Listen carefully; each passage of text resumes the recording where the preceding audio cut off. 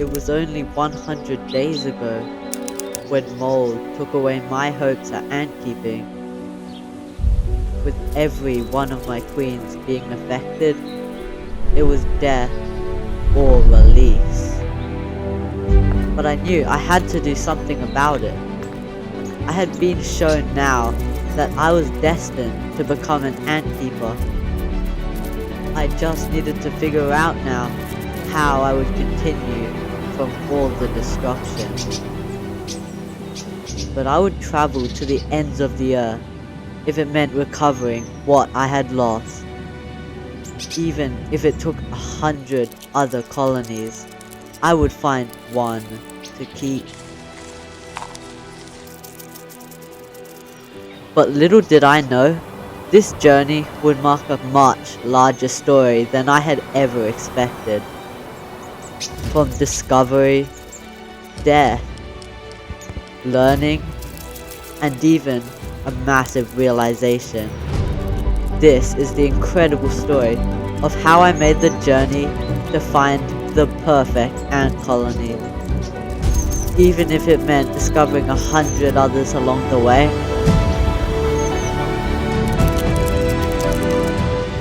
I would find that queen, in memory of all the lives I had lost, and finally return in my ant-keeping journey to my former glory.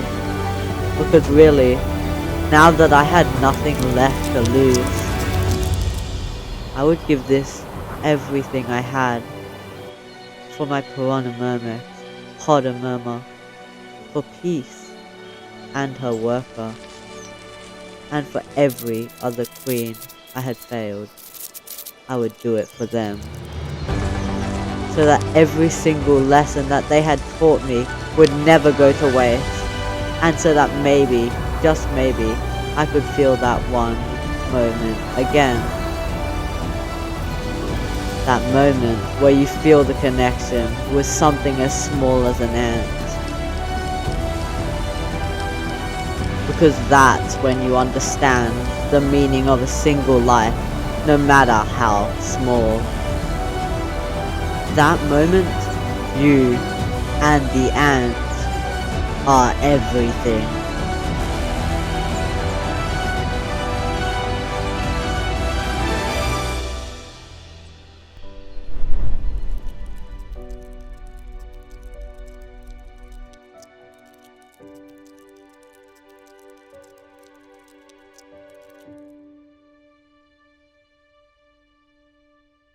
It all began with a single rock.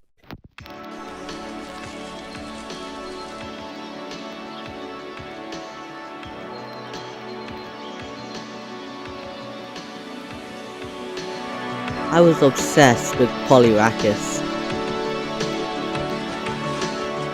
Their golden colors were just striking.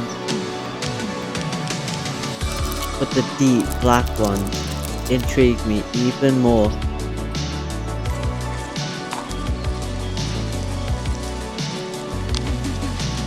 The Camper Murmur were my absolute favorite. They were massive and so interesting. I had so much footage of Polyrhachis that I had to cut down. I could probably make a video on just this genus.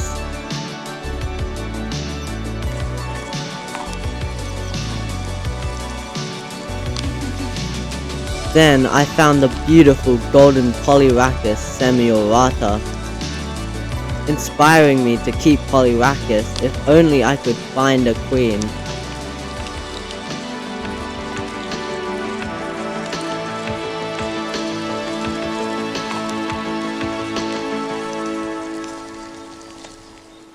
But it was at the reserve where everything changed.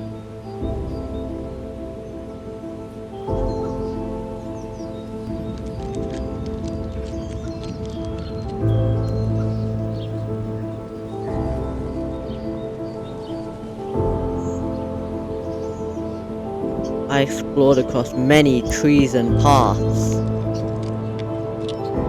finding an amazing variety of workers of all kinds of species. But I wasn't finding the colonies I had hoped for. But it was under a rock that everything changed. A massive colony of black-headed sugar ants, bigger than I'd ever imagined possible. And there was more.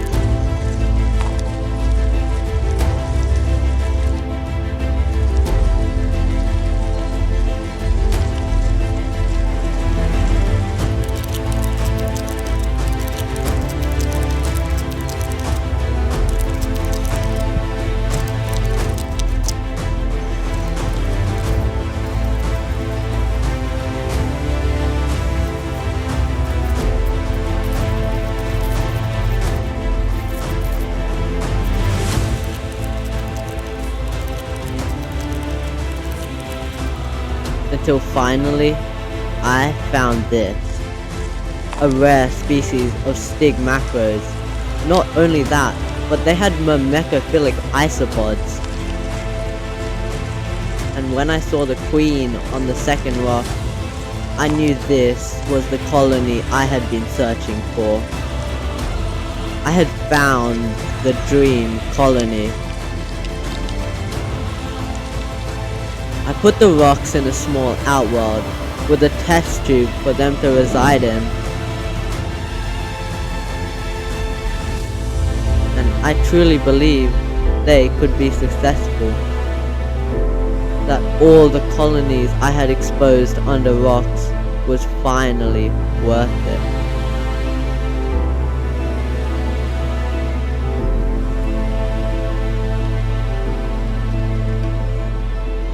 But little did I know, I would soon realize that all of this was just one big mistake.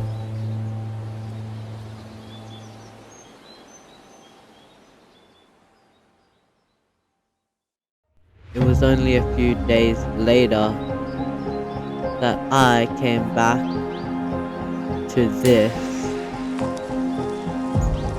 The queen lying dead in the outworld, and I had no idea how. Her workers stayed around her, but it was too late. The colony would die, and it was all my fault. Why had I taken them from their home, where they had lived and prospered for so long?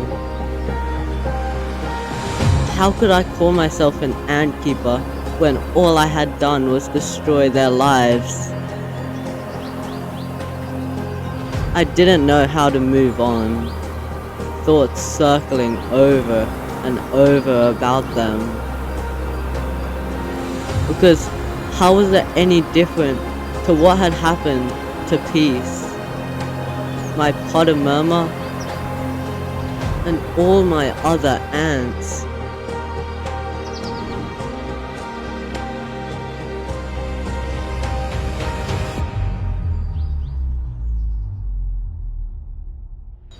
But I couldn't stop. Not keeping an ant colony made me feel lost, like a stray worker far from her nest, carrying more than she could lift, and facing every danger along the way, alone. I was soon met with an opportunity, cloaked in a myriad of new ant species.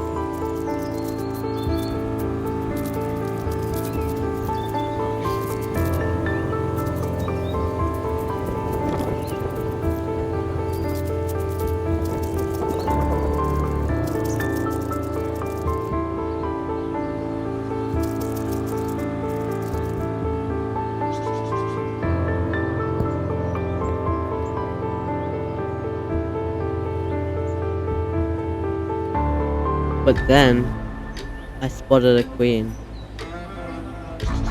and another, and suddenly, they were everywhere. Technomyrmex queens sitting around the light. There were at least 10 on this one lamppost. Single queens, all ready to start a new colony. And all I had to do was pick them up. But I didn't want to keep Technomyrmex. I knew I would regret it later, but I couldn't keep this species. I wanted more. I wanted Myrmecia, or something big, or interesting. All I wanted was to have my queens back. So when I found this, it was the opportunity I had waited for a lifetime.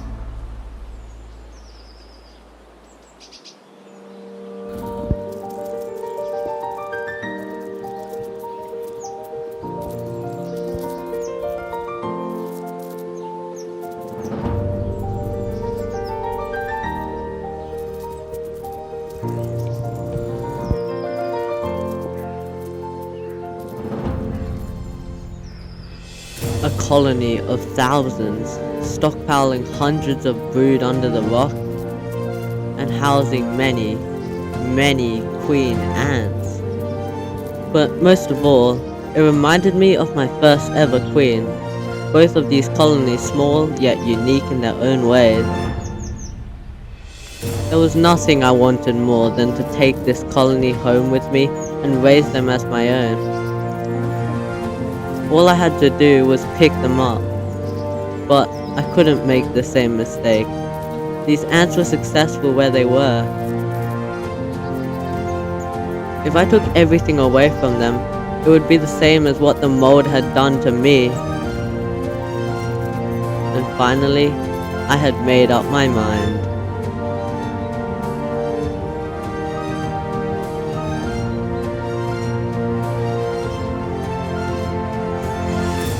But the funny thing is, even when you think you've left everything behind, nature has a funny way of making sure things never end as you expect. A queen I had wanted since the beginning, the black spiny ant queen, and to think I never would have caught her if I was busy trying to take the Phaedoli colony. It seemed my wishes had been answered. Finally, it was my chance to raise my dream colony.